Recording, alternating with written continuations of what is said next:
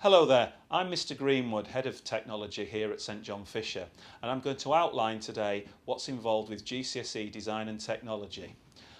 Design and technology is all about designing and making prototype products which are fit for purpose, and primarily that's what we want the students to do. We want them to have the opportunity to do some designing and to do some making things that they've come up with in first principles and develop them through to a working solution and prototype.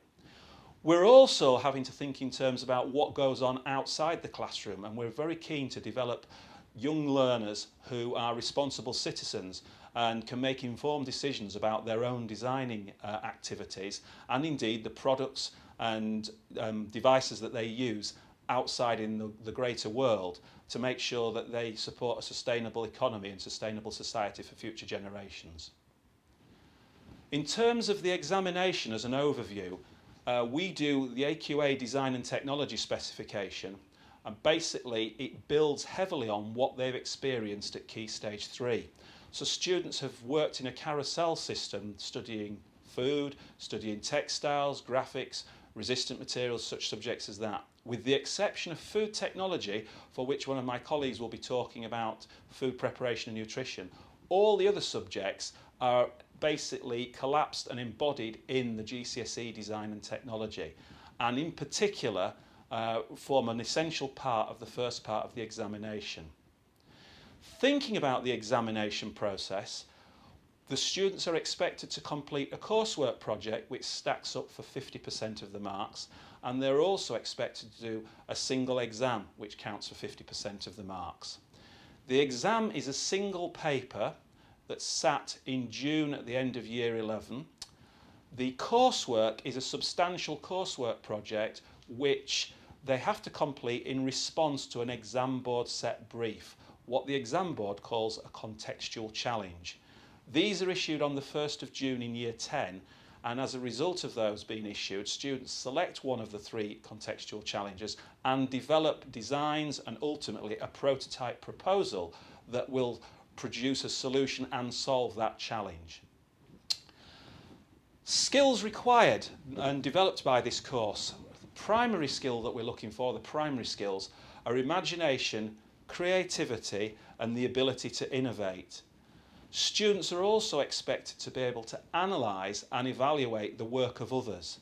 In particular, products that we've got on this table. This is a product that the students made in previous years. It's an educational toy, and they've had to imagine a potential solution to an educational toy which does multiple things. So we've got something that's got a basic literacy function to it, we've got a telling the time function, and indeed we've got a coordinational function where they can learn to actually tie a bootlace or a shoelace there. So they would look at the work of students from previous years and look at the strengths and the weaknesses of that work.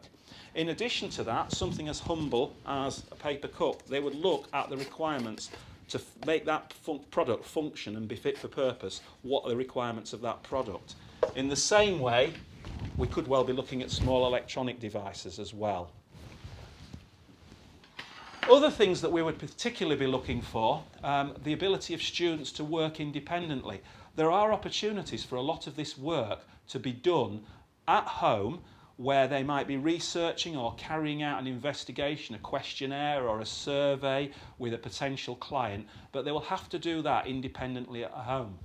They'll also require to have good motivation so that they can motivate them at times when maybe there is a particular challenge to the work, and whilst they will be supported by staff in school, they need to have that drive and determination to try and see those challenging times through.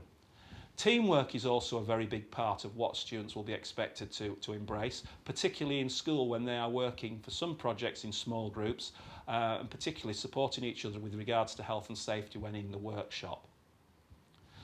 Other expectations that we would be looking for are certainly the ability to meet deadlines. With a long ongoing piece of coursework, certainly with the major coursework project starting in June and going round till round about February half term of Year 11, students are going to need to be able to hit interim deadlines set by the teacher, designed to support them, giving them quality feedback and indicating which ways to improve and signpost how they could further improve their level of achievement. Any feedback that they're provided with, we expect learners to respond to it in a timely fashion so that that feedback opportunity is not lost or forgotten. Finally, as parents, you or your child can contact me or indeed any of my colleagues here in the technology department for further information and advice. Thank you very much.